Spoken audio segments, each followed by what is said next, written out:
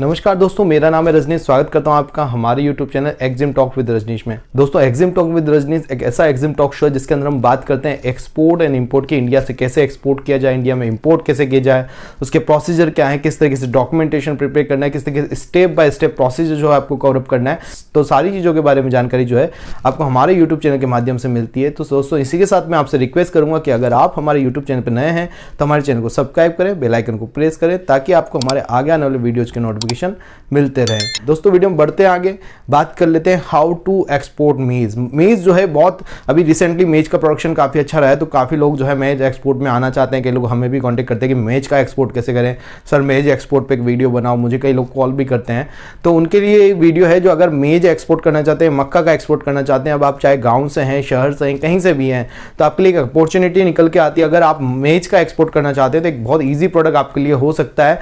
Bulk quantity में आप export कर सकते हैं, आपके जितनी भी क्वांटिटी चाहे उतना आप एक्सपोर्ट कर सकते हैं। और मेज जो है बहुत अच्छा, इसमें एक बात रहती है कि हमारी नियर बाय कंट्रीज के अंदर बहुत ज़्यादा रिक्वायरमेंट में रहती है। तो मेज की रिक्वायरमेंट दो तरीके से निकल के आती है, जैसे कि एक तो ह्यूमन कंजप्शन के लिए मेज की जरूरत पड़ती है, कॉर्न फ्लोर वगैरह भी जाता है, कॉर्न के फ्लेक्स भी जाते हैं, और मेज जो है साबुत जो सीड्स होता है वो एज अ सीड्स भी जाता है और ह्यूमन कंजप्शन के लिए भी जाता है। दूसरा जो है मेज जो है वो एक एनिमल फीड के रूप में भी काफ़ी सारी कंट्रीज में जो मंगाया जाता है। गल्फ कंट्रीज के अंदर बेसिकली इसकी डिमांड काफ़ी ज़्यादा रहती है। जो एनिमल फीड होता है वो गल्फ कंट्रीज के अंदर ज़्यादा मंगाया जाता है। बाकी अदर कंजप्शंस के लिए, ह्यूमन कंजप्शन के लिए या एनिमल फीड के लिए, बाकी हमारी एशियाटिक कंट्रीज में भी काफ़ी अच्छा जो है मेज डिमांड में रहता है। आपको जब भी ऑर्डर मिलेगा तो 500 मेट्रिक टन, 600 मेट्रिक टन, काफ़ी अच्छा खासा बड़ा ऑर्डर आपको मिलता है। बेसिकली अभी नेपाल में हमारा एक्सपो रहा था, उसके अंदर भी मेज के काफ़ी सारे कॉन्ट्रैक्ट कई लोग हम लेके आए जो मेरी नॉलेज में हैं। और आप नेपाल जा सकते हैं, भूटान विजिट कर सकते हैं, बांग्लादेश विजिट कर सकते हैं। यहाँ पे अच्छा खासा जो मेज का जो है रिक्वायरमेंट रहता है और आप जो वहाँ से जाके डायरेक्ट बायर से डील कर सकते हैं। बायर का डेटा अगर आपको चाहिए तो आप मुझसे कांटेक्ट कर सकते हैं, मैं आपको डेटा प्रोवाइड करा सकता हूँ। आप उन लोगों से मिल सकते हैं जो आपके प्रोडक्ट में इंटरेस्टेड हैं, चाहे वो कोई भी प्रोडक्ट हो। और मेज जो है, मेज एक अच्छा प्रोडक्ट है। अगर आपके पास मेज है, आप उसका एक्सपोर्ट करना चाहते हैं तो आप हमसे जुड़ें। हम आपको सिखाएंगे कंप्लीटली कि कैसे इंडिया से एक्सपोर्ट करना है, कैसे इंपोर्ट करना है, उसका क्या प्रोसीजर है, बायर से कैसे डील को फाइनलाइज करना है, बायर से एडवांस पेमेंट कैसे लेना है, बायर को शिप कैसे करेंगे मटेरियल, तो और डॉक्यूमेंट क्या क्या आपको बनाने रहेंगे, उस सारी चीज़ों के बारे में जो है हम आपको सिखाते हैं। हमारी 7 डेज की एक ऑनलाइन ट्रेनिंग रहती है जिसको आप ज्वाइन कर सकते हैं। दोस्तों, वीडियो में बढ़ते हैं आगे। जैसा कि हम बात करें कि इसकी रिक्वायरमेंट जो है कहाँ पे रहती है। जैसा मैंने आपको बताया कि आप नियर बाय कंट्रीज में कर सकते हैं, आप गल्फ कंट्रीज में कर सकते हैं, और आप अफ्रीकन कंट्रीज में भी जो है मेज का एक्सपोर्ट कर सकते हैं। बहुत सारी अच्छी रिक्वायरमेंट जो है काफ़ी सारी कंट्रीज से जो है मेज की निकल के आती है। तो मक्का जो है आप बहुत अच्छी तरीके से एक्सपोर्ट कर सकते हैं और इसमें आपको ज़्यादा डॉक्यूमेंटेशन की भी जरूरत नहीं रहती है। तो बात करते हैं डॉक्यूमेंट की कि क्या क्या डॉक्यूमेंट आपको बनाने पड़ेंगे अगर आप मेज एक्सपोर्ट करने जा रहे हैं। तो दोस्तों, सबसे पहले जो है आपको डॉक्यूमेंट लगेगा वो रहेगा आपका जीएसटी सर्टिफिकेट। जीएसटी सर्टिफिकेट जब आप ले लेंगे उसके बाद आपको लेना होगा एक import export code. Import export code लेने के बाद जो है आपको एक आरसीएमसी लेना पड़ेगा जो एपिडा का होता है, एग्रीकल्चर प्रोसेस फूड का।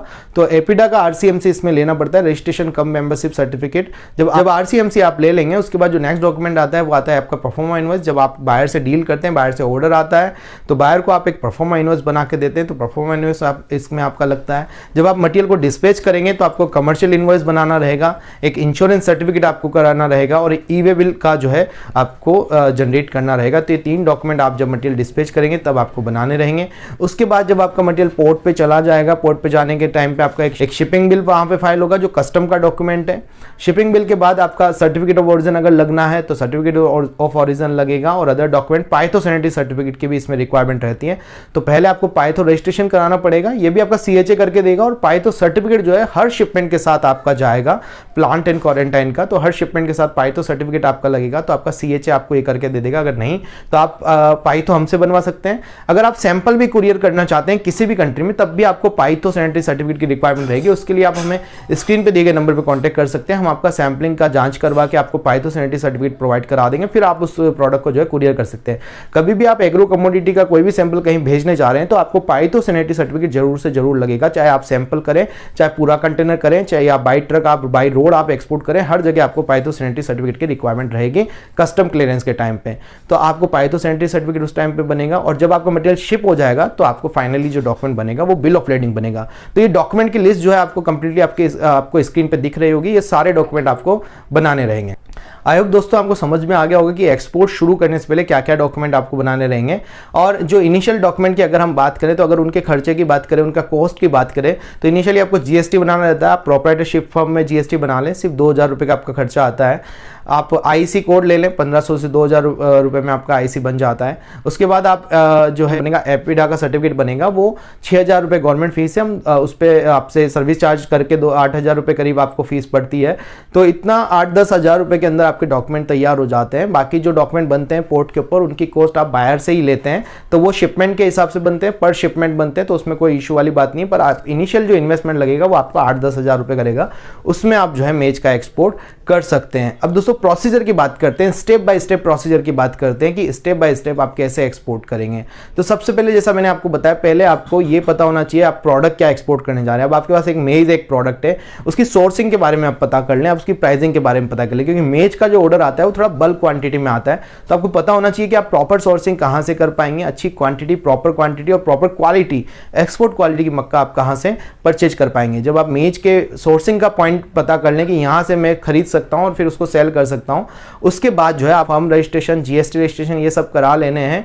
जब आप को फिर अब जब उसके बाद जो है आप बायर फाइंड करना चालू करें। जब आपको बायर मिल जाए तो बायर मिलने के बाद जो है आप अदर डॉक्यूमेंटेशंस प्रिपेयर कर सकते हैं, लाइक आईसी आप बना सकते हैं, एपिडा आप बना सकते हैं। ये 2-3 दिन में आपका हो जाता है सारा प्रोसेस, इसमें कोई इशू नहीं है। पर आपका इसमें पोर्ट रजिस्ट्रेशन का प्रोसेस में थोड़ा टाइम लगता है। तो आपके पास एक डील आ जाए तो बायर से जब जिस बीच में आपकी बात चलती जाए उसी बीच में आप डॉक्यूमेंटेशन आपके प्रिपेयर करते रहें।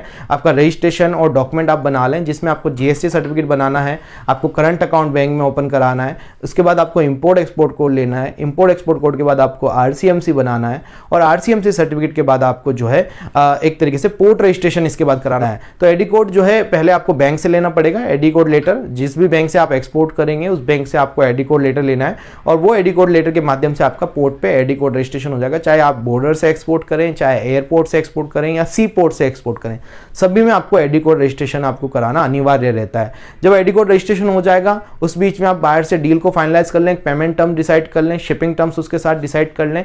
जब ये सारी चीजें आप डिसाइड कर लेंगे तो जब आपके पास ऑर्डर आएगा, ऑर्डर आते ही आपको सबसे पहले पोर्ट पे एक सीएचए, चाहे पोर्ट हो या बॉर्डर हो या एयरपोर्ट हो, वहां पे आपको कस्टम हाउस एजेंट जो है आपको अपॉइंट करना पड़ेगा। कस्टम हाउस एजेंट के लिए नेक्स्ट वीडियो हमारा आने वाला है, आप हमारे चैनल को सब्सक्राइब कर लें ताकि आपको कंप्लीटली स्टेप बाय स्टेप जानकारी मिलती रहेगी कि कस्टम हाउस एजेंट कौन होता है। आगे फ्रेट फोर्डर की बात आएगी, फ्रेट फोर्डर कौन होता है, ये सारी चीजें जो है आपको मिलेगी।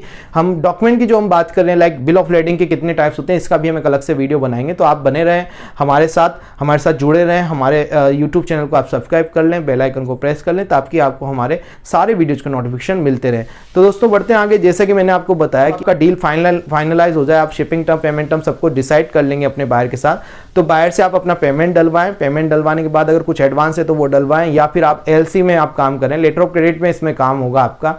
जब एलसी आपका बैंक कंफर्म कर देगा उसके बाद आप एक्सपोर्ट चालू करें, एक्सपोर्ट यहां से करें। जो एक्सपोर्ट के डॉक्यूमेंट आएंगे वो आप अपने बैंक में देंगे, आपका बैंक जो है बायर के बैंक को डॉक्यूमेंट देगा। जैसा ही बायर का बैंक उन डॉक्यूमेंट को कंफर्म करेगा और आपके अकाउंट में एलसी के भी आप पे पेमेंट आ जाएगा।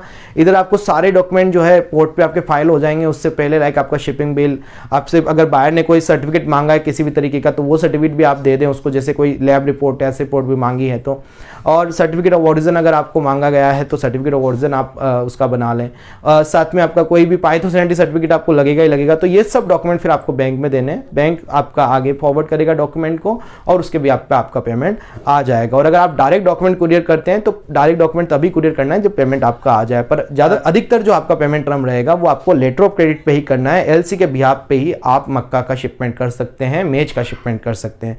तो दोस्तों आशा करता हूं वीडियो में दी गई जानकारी आपको पसंद आई होगी। अगर आपको कोई भी क्वेरी रहती है एक्सपोर्ट के बारे में, इंपोर्ट के बारे में, कैसे एक्सपोर्ट करना है, क्या कैसे अदर डॉक्यूमेंट के बारे में आपको समझना है, तो आप हमारे 7 दिन का ऑनलाइन ट्रेनिंग सेशन भी ज्वाइन कर सकते हैं, मुझे कॉन्टैक्ट कर सकते हैं स्क्रीन पे दिए गए नंबर पे 7014355258, और आप हमें फॉलो कर सकते हैं हमारे इंस्टाग्राम चैनल पे जिसपे हम रेगुलरली अपडेट शेयर करते हैं एक्सपोर्ट इंपोर्ट से रिलेटेड। उसका लिंक भी आपको डिस्क्रिप्शन में मिल जाएगा। आप ज्वाइन कर सकते हैं हमारा टेलीग्राम चैनल जिसका लिंक भी आपको डिस्क्रिप्शन के अंदर मिल जाएगा। फॉलो करें, लाइक करें, शेयर करें वीडियो को ताकि और ज़्यादा से ज़्यादा लोगों को जो है इसके बारे में जानकारी मिलती रहे। मिलते हैं हमारे नेक्स्ट वीडियो में। Thank you very much.